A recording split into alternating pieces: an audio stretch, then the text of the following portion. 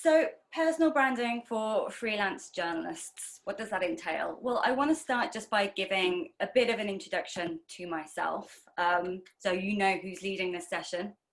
So my name's Abigail. I'm a full-time freelance journalist and trainer. I returned to full-time freelance since January this year, and before that I was working in America for organisations like Guardian, Vice and The Week. I've also a visiting lecturer at City University London, so I teach their journalism students there about online journalism. And previously I was a staff journalist at BBC News and a teaching fellow at Google News Lab. So I'm Abigail Edge across social media. If any of you are tweeting this session or putting stuff on Instagram, feel free to tag me. I always follow back. And my website is abigailedge.com. So a lot of journalists tend to be a bit reluctant to think about branding themselves. There can be this really knee-jerk, icky reaction to the idea of marketing yourself. But what do we actually mean when we talk about branding for journalists? I absolutely love this quote from Jennifer Moscata. She's from the Online News Association, and she wrote a fantastic piece in Fortune magazine about how to write your own bio.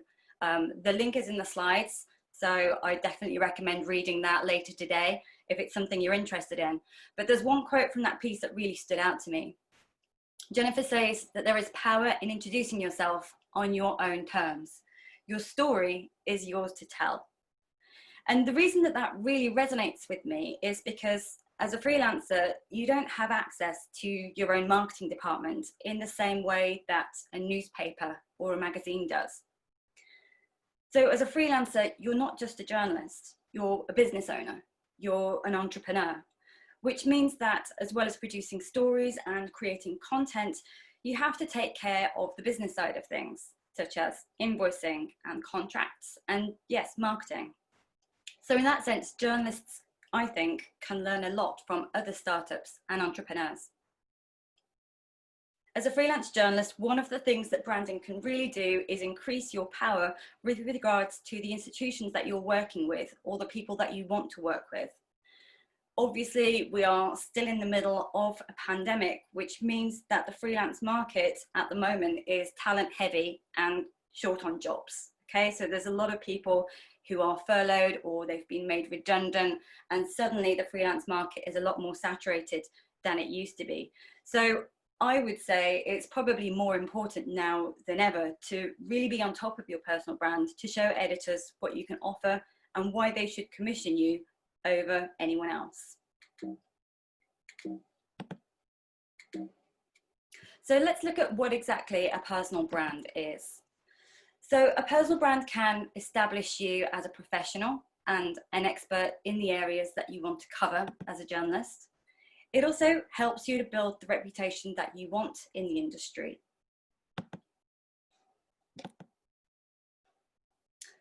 A presence on social media and elsewhere across the web can help potential employers to understand your voice and your expertise.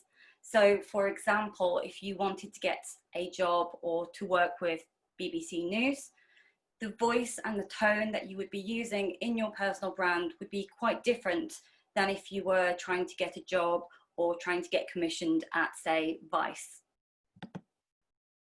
And it's also a win-win situation for editors and the other people that you're working with, because by hiring freelancers who already have a strong personal following, they themselves can reach a wider audience.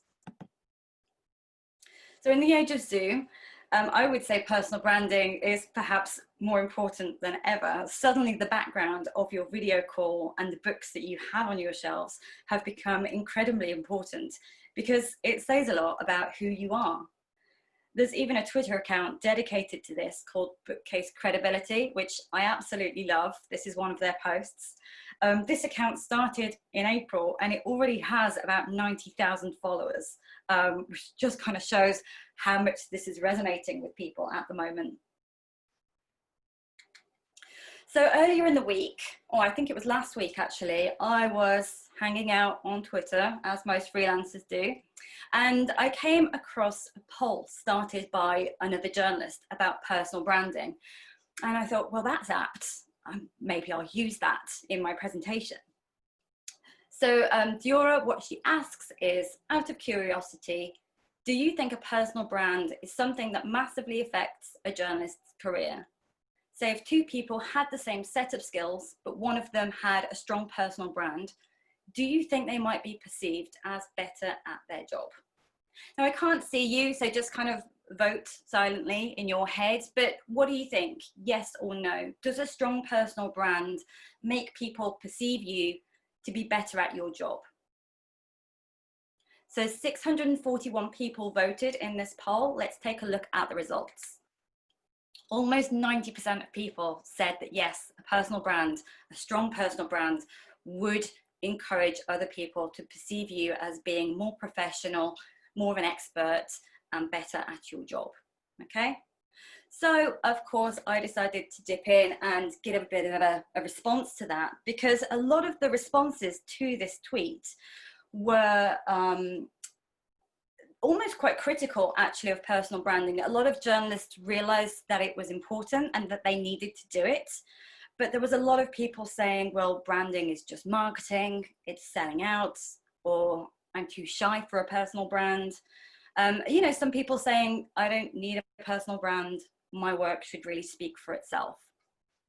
All of those are fair points, but I would counter that by saying that as journalists, we all have a personal brand, whether we realize it or not.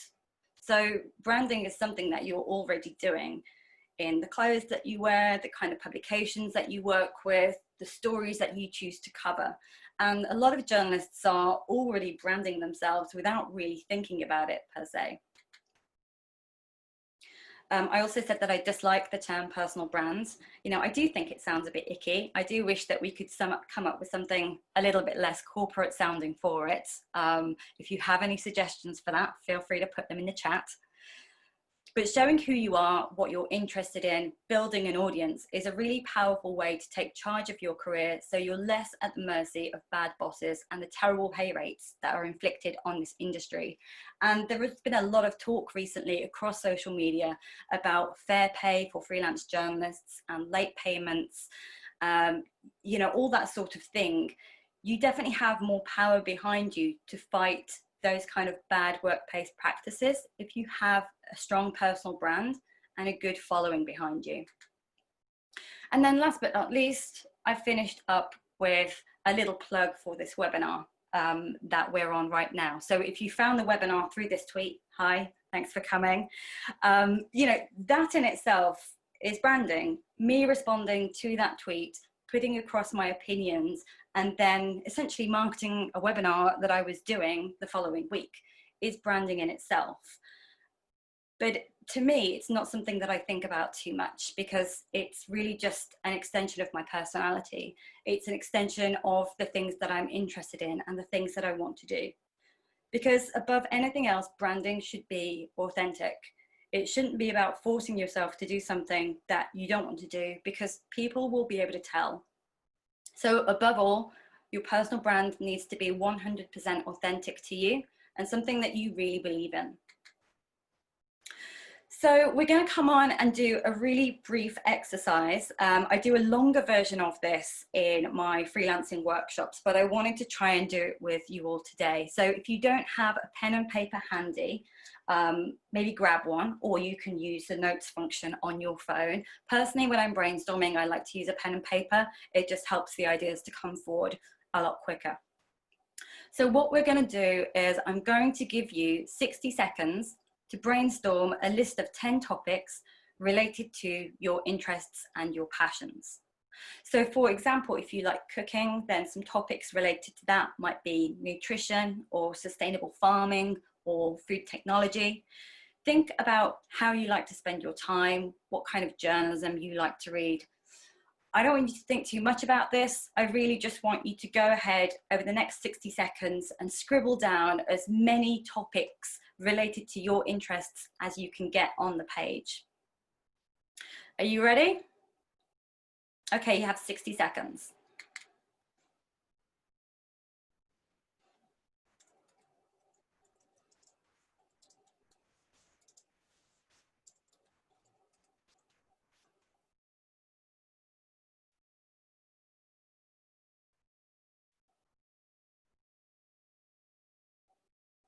Hopefully you're all scribbling away by now. Just don't think about it too much. Just write down whatever comes to the front of your mind naturally. Just get it on the page. You've got about 30 seconds left.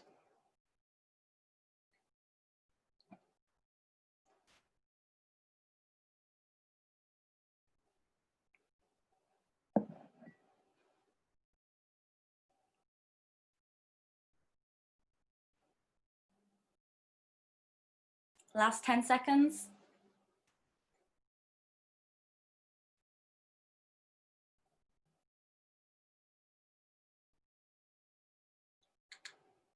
Okay, time's up.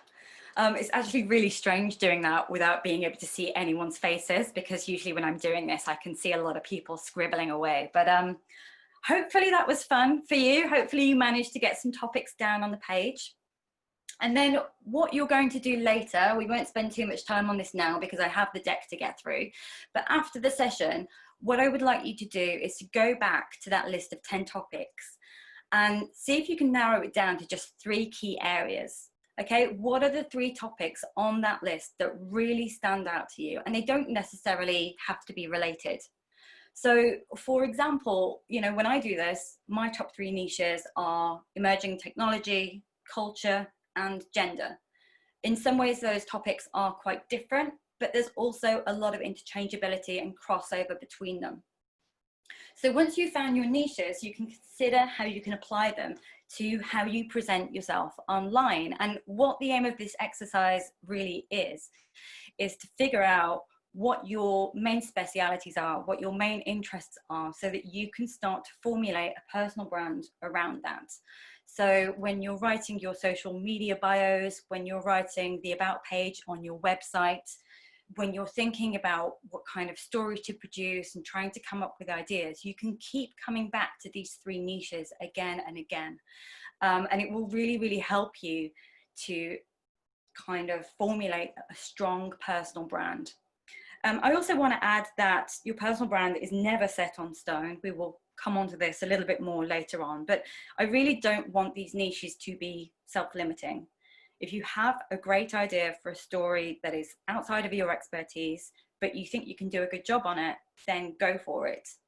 The idea of having a niche is really just because a narrow brand is much more marketable than something that's very broad. It shows that you have a good idea of yourself and of the work that you want to do and of where you want to go in future. Okay, so we're going to move on now to social media. So I came across this job ad the other day for contributors to a new text message only digital zine.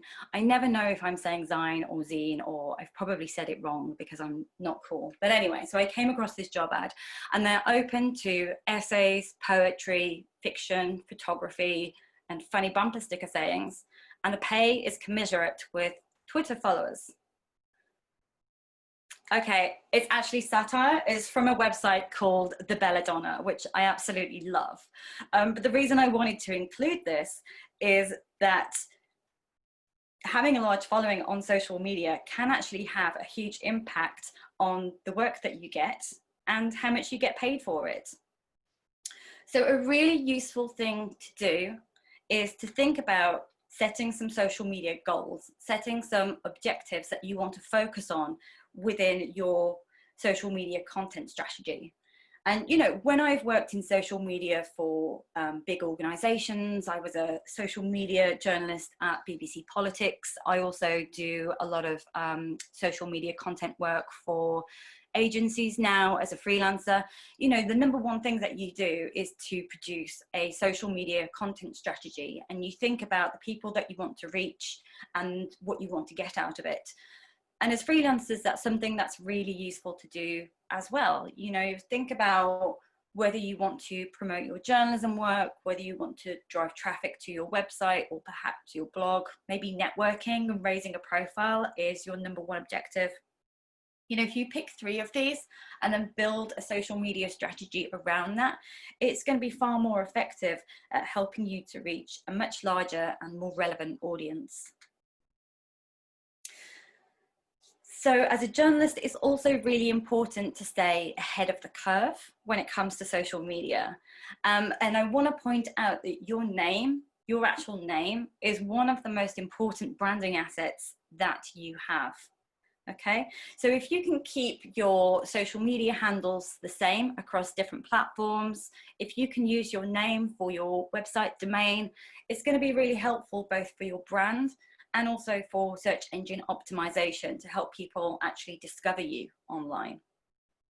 So you don't have to be active on every single social media platform, but it is a good time to go ahead and register your username, especially when a new platform emerges. Get your username before somebody else does. And then that way, if you change your mind in the future and you decide that you do want to start using it, at least it's already there, because it can be really, really difficult to actually get your username back from somebody who's either using it actively or simply squatting on it. So as I've mentioned, it's really, really important to be consistent with your name across your accounts for SEO and also for your own personal brand. So make sure that you're grabbing your domain and your social media handles everywhere, even if you're not quite ready to start using them yet. Now, I am quite lucky in a sense in that my name's a bit unusual. There's not really many other Abigail Edges around. But if you have a name that's a little bit more common, there are a few ways that you can still get a username that's quite unique to you. So some of the most popular names, you might want to use your middle initial, like Sarah Silverman does. You could say what you do. So Robert Hernandez over at UCLA goes by @webjournalist because he is a web journalist. But you know, I'm sure you could come up with something else that reflects what you do. Matt Cook, my old boss at Google, he goes by mattcook_UK. Okay, so you can use your location as well.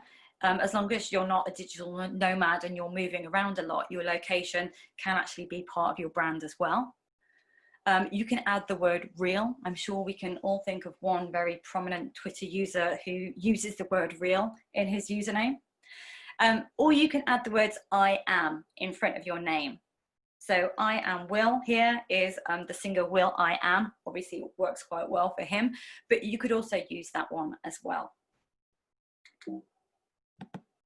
And then in terms of your social media output, I'm going to go into this a little bit more in depth in tomorrow's session, which is all about social media. But generally speaking, you want to be really clear and consistent about the kind of content that you're sharing online. So think about the kind of publications that you want to write for and the type of people that you want to work with, and adapt your personal brand so it's in line with theirs. So going back to the example I shared earlier, you know, if you wanted to work for the BBC is very strict about impartial journalism. Everything has to be completely objective. Their reporting tends to be quite straightforward and down the line. So your brand and your voice and your tone on social media should reflect that if you want to work for the BBC.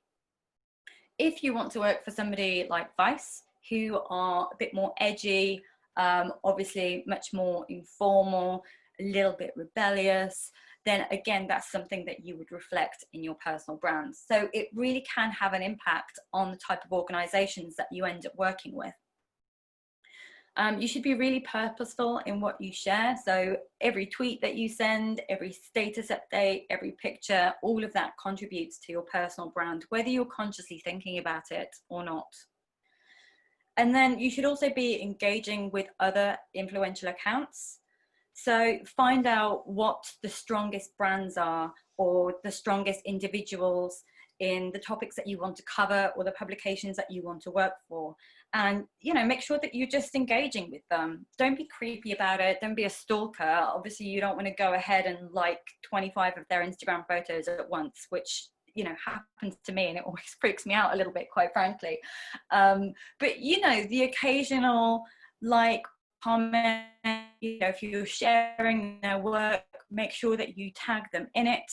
All of that can really help you to build a like-minded network. The more active you are on social media as well, the more the algorithms will surface your posts, which again helps you to be more discoverable. And then a good rule of thumb when you're considering share on social media is 20. So if you have a video,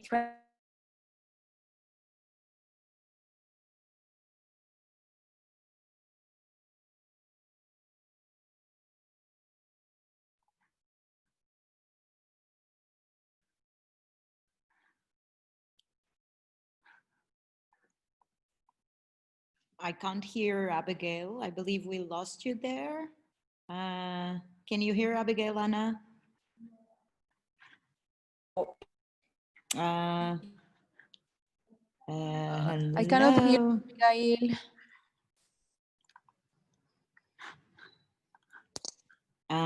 Yes, so I believe we lost Abigail for a second there.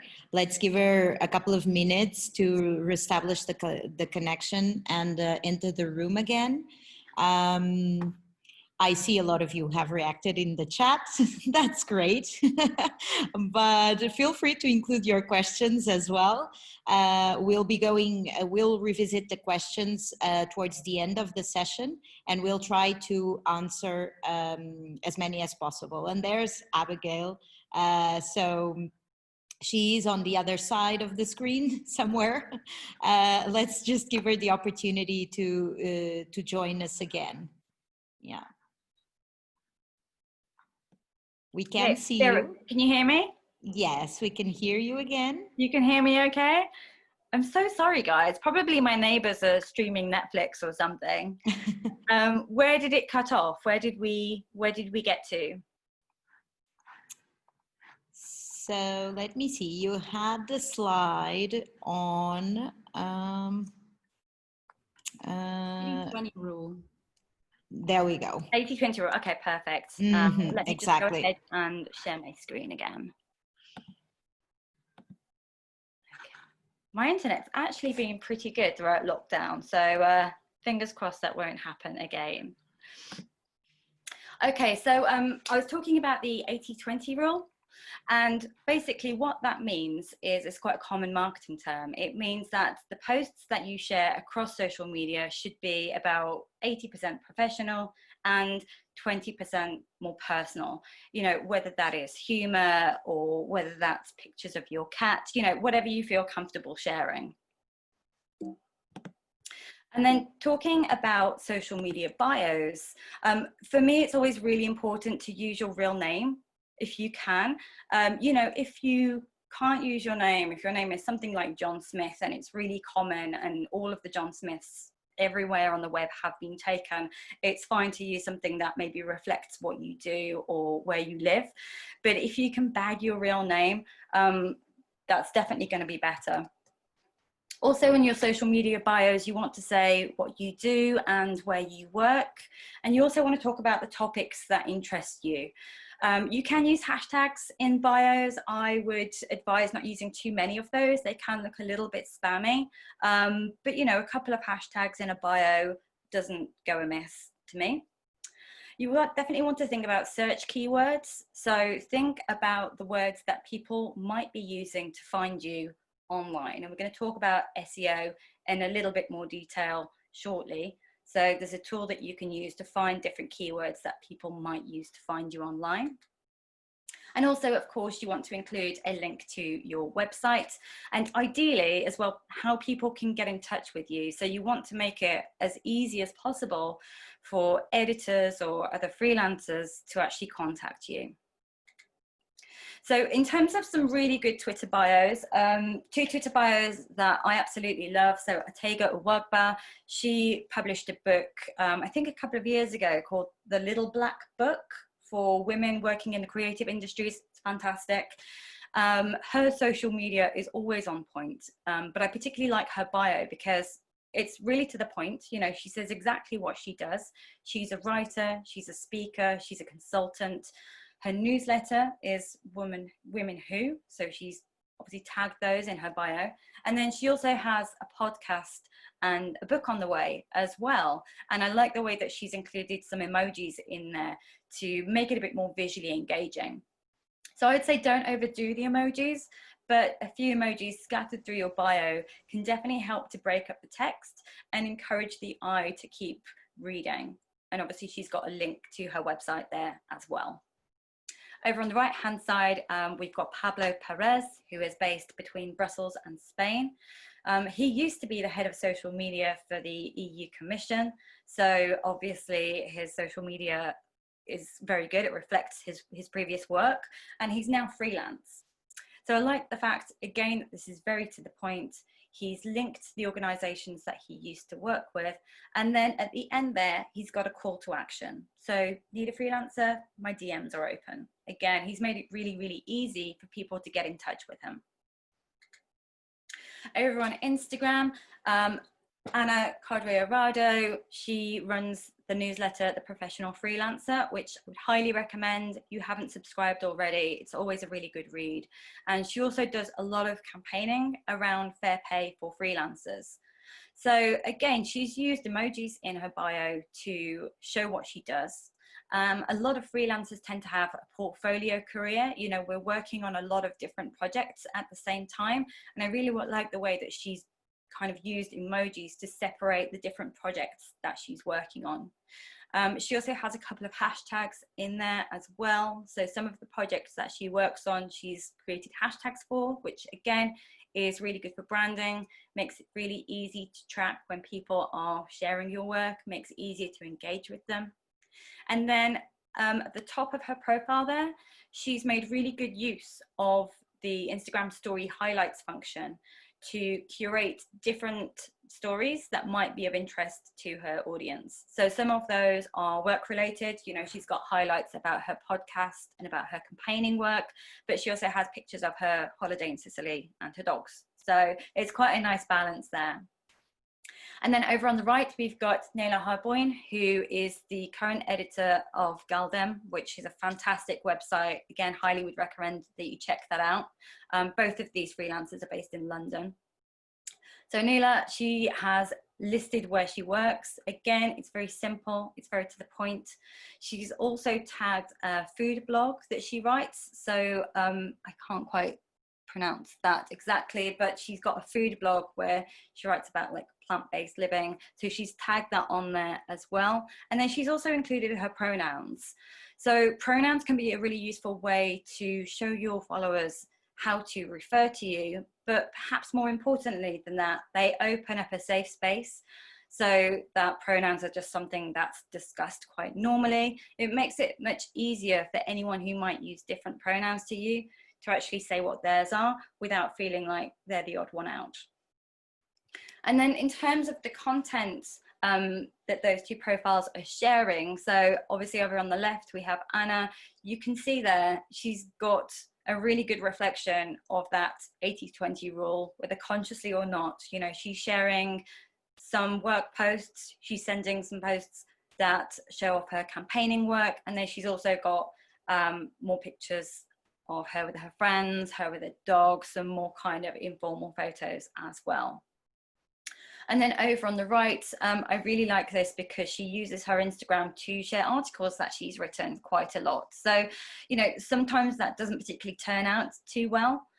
There is an app called Scroll that you can use for Instagram, which makes it really easy to upload pages from, say, a print magazine or a newspaper and upload them so they flow really nicely on Instagram. I will show that in the chat afterwards. It's called Scroll.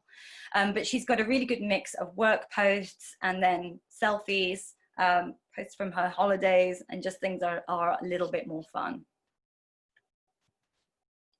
So in terms of social media tools, I used to be a technology editor, so kind of apps and tools are definitely my thing. I have apps and tools coming out of my ears.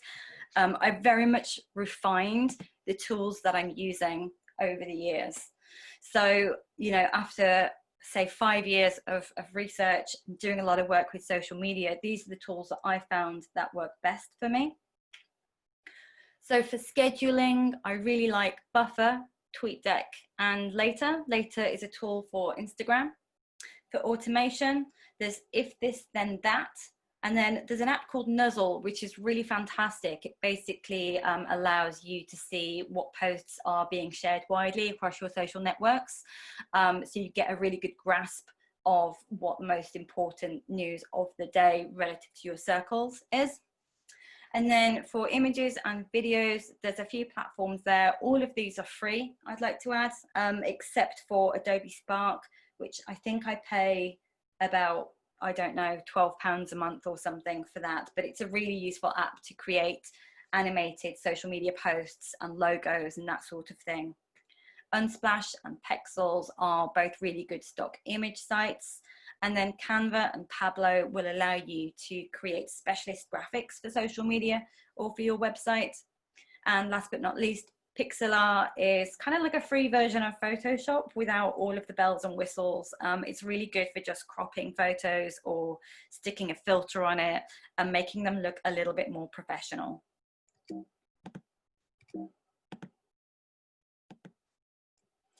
So in terms of the things that you should steer clear of on social media, you definitely want to always spell check before you post. There's a really good Chrome extension called Language Tool, which you can use for that. Make sure that you are using two-factor authentication to help protect your accounts from hackers. Definitely, if you've got any posts scheduled via Buffer or TweetDeck, you want to pause anything that might conflict with any breaking news stories. That example that I screenshotted there is from the UK supermarket Tesco. So a few years ago now, they tweeted, "It's sleepy time, so we're off to hit the hay," which sounds really innocuous. But the next day, the horse meat scandal broke out and they had to pull a lot of meat products from their stores. And it was just really bad timing that they hadn't thought to kind of pause the scheduling on that tweet. So always think twice before you post. You know, if you're feeling particularly angry about something or particularly emotional, it's not always the best time to post. You know, it can be really tempting to call out bad clients or late payments on social media. And some journalists have had results that way, including me, but it should always be a last resort. So think really carefully before you burn those bridges about whether you actually want to do that. And in some cases, I would say ditch the bad clients. Sometimes they're more they're more trouble than they're worth. But you know, it's definitely something that you don't want to do in haste. And then last but not least, don't drink and tweet for fairly obvious reasons, I think. So again, you want to think about what you're sharing. You want to make sure that you're putting across a very professional image. Think about that 80-20 rule. Make sure that you're getting a good balance between your professional posts and your personal posts. And, you know, when we talk about personal, it really is just anything that you feel comfortable sharing. You know, whether it is a nice photo from your walk in the park, or I don't know, a funny joke that you heard. In my case, it tends to be pictures of my cats. There's Dylan this morning helping me make the bed, or not helping me, as the case may be. Anyway, so we're going to move on. I might overrun by 5 minutes, I think, but I should be done. I think we'll take about 10 minutes to get through the rest of this. So hopefully you're all still with me. You're all still engaging in the chat. Keep posting your questions if you have them, and we will come to them at the end. Okay, so I want to talk briefly about your online presence, because the first thing that most editors are going to do when you pitch them or when you apply for a job or anything else really that you do as a freelancer, you're going to get Googled a lot. So I took part in a webinar recently with Tim Herrera, who is the Smarter Living editor at the New York Times. And one of the things that he said in this webinar is, if I get a cold pitch that I like, the first thing I'm going to do is Google that writer to see what else they've written so I can get a better sense of their style and their abilities. So it's a really good idea every now and then to go through and do a little audit of your online presence. I probably do this once a year. I think I have like a calendar notification in early January when usually things are really quiet anyway, and I'll go through and I will just Google myself and see what comes up. And because I do this regularly, it's, you know, it's pretty up to date. But I remember the first time I did it, there were a lot of really old and out of date profiles on there that I'd simply just forgotten about. So, you know, if you have an old MySpace profile or anything like that hanging around, you know, you might want to go ahead and either update that or delete it. It's a really good idea to make sure that any bios reflect what you're currently doing. Any headshots are up to date. For me as well, I just like to keep on top of my online accounts. I think it's really easy for them to get out of hand. So I do like to go in and do a bit of a spring clean every now and then and just delete anything that I'm no longer using. You know, I don't really think that's just me being a bit OCD. I think it's a good way to protect yourself as well, security-wise. If you think about all of the different accounts and networks that have passwords and perhaps other personal information about you, it's a good idea to go ahead and delete any that you're not using anymore. So Google has a really useful tool. It's just called the outdated content tool.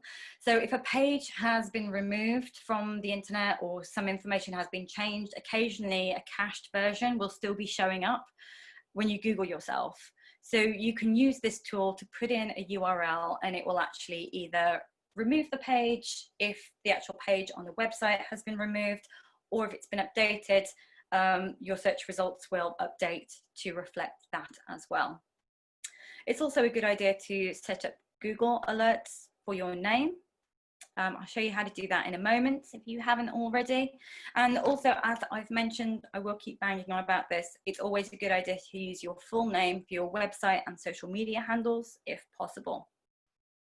And then last but not least, something a lot of people don't seem to know is that if you tag yourself in images on your social posts, they will actually show up in search results as well. Especially on Twitter. So Twitter is one of the best platforms for getting images to appear in Google results fairly quickly. So Google Alerts, which I just mentioned, is a really good way to keep tabs of any mentions of yourself online. So google.com/alerts, and you can set up an alert for your name and for your email address as well. So, you know, occasionally I will get cited in other articles or mentioned by other writers. And it's just a good way for me to keep on top of any conversation that is happening around my work in case I want to respond to that. It's also a really good way to get a heads up if anyone is trying to copy or plagiarize your work, because sometimes they will still copy your byline along with the original text of your article. So it's a good way to track those down as well. In terms of websites, you definitely need an online portfolio as a freelancer. So editors have a real quick way to go and look up your information. So definitely get a professional website if you don't have one already. So these are some of my favorite tools for creating a website. Currently, I use Squarespace. I have used Squarespace for around the last 5 years. I really like it, but you know, there's a few other options on there as well. Squarespace and WordPress are probably two of the more expensive platforms. But if you're just starting out or you don't have a big budget, you can still create something that looks good using a site such as About Me or Clippings Me or Journo Portfolio. And in fact, if you're not very tech savvy and you don't really know much about creating websites, you know, you definitely don't need a degree in it to use Squarespace, but there is a bit of a learning curve. So if you just want to get up and running real quickly, something like Journo Portfolio is a really good option for that. In terms of domain names, you should always register your own domain name. It's really good for SEO and it also looks more professional. And you can get a domain with something like Google Domains, which I use for about €10 a year. If your .com isn't available, there are a bunch of other top-level domains that are available to you. So .press is one that has been created specifically for journalists. or you could also use your country code. So if you're based in France, you could use .fr. The key thing is to always keep them short and easy to remember and steer clear of anything which might make them difficult to type. Search engine optimization, we're going to just touch on real briefly because, you know, you can go down a bit of a rabbit hole with this, but your SEO is definitely a branding tool, even if you can't physically see it. So it's a really good idea to research the words that you want people to discover you by.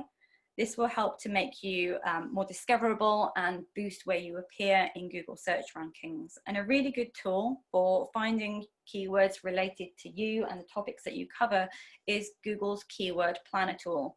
And again, that's completely free to use. Last but not least, in the last few minutes, I just want to talk briefly about networking. I actually really dislike the word networking. It makes me think of small talk over cheap wine at corporate events, when actually it can be quite fun. And I say that as a self-confessed introvert. I actually like a bit of networking, as long as it's the fun kind of networking. So one way to do that is by collaborating with other journalists. This can be a really good way to broaden your expertise and also your audience. Make it really obvious on your social profiles and within your networks that you're open to collaborating on projects with other freelancers. Hostwriter is a really good platform to do that, or you can use your existing network, any friends that are freelancers, any Facebook groups that you're a member of. And, you know, collaboration can take a number of different forms. So you might want to think about doing an Instagram or a newsletter takeover.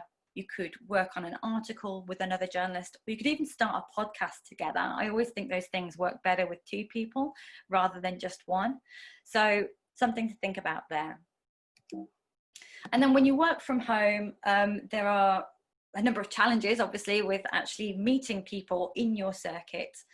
And the best way to actually network when you work from home is to be quite strategic about it.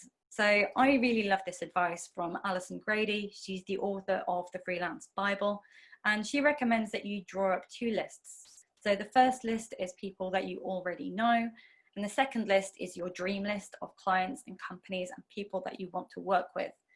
And then you should think strategically about how you can leverage your network to get in front of the network that you dream about working with, even if it's tiny, tiny baby steps to begin with.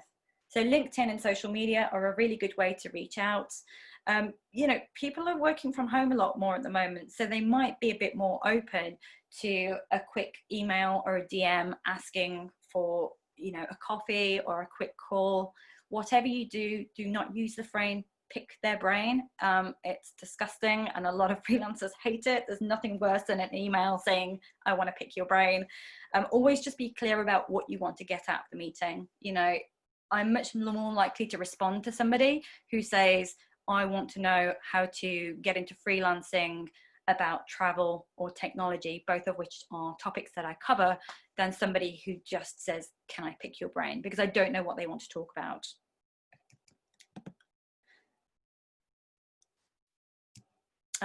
Some industry associations there that again can be really good to join up with, both for support and also networking opportunities. So these slides will be online afterwards, so you can go through and explore some of those. But obviously the top two, Freelance Journalism Assembly, which is a fantastic project, and then the Society of Freelance Journalists, which is a new group that's just joined, of which I am one of the co-founders. We're on Slack, and there will also be a special Freelance Journalism Assembly channel. Try saying that fast. There will also be a special Freelance Assembly channel in the Slack group where we can continue the sessions and some of the discussions around personal branding later on. Okay, so last but not least, I just want to talk about business cards. I get asked a lot, you know, do I still need business cards? Me personally, in the age of Twitter, I would say no. I don't use them anymore. I used to go to a lot of conferences. I used to cover a lot of conferences, and I would come home with bags and bags of business cards, and 9 times out of 10, I would leave them in my hotel room. You're much more likely to get a response from somebody if you just grab their Twitter handle or connect with them on LinkedIn and actually just follow up and make a connection that way. However, some people might prefer to use business cards still. That's fine. You know, they are very pretty. I'm not judging. If you do choose to go down that route, I think Moo Cards is perhaps one of the best providers of business cards. They're really affordable. They've got a bunch of really good designs, and I've used them many times in the past. Okay, so just one final point, which I did touch upon earlier, is that your personal brand can change over time. It's definitely not something that's set in stone. So if you just look at Prince Harry and Meghan Markle, who confirmed earlier this year that they would no longer use the term royal in their personal branding after resigning from their work as senior members of the royal family, you know, they've completely pivoted in their branding and what they're doing. But they will still do really well, and not only because they have lots of money, but because they have already established areas of expertise, things that they're interested in, causes that they support, and people know them for that.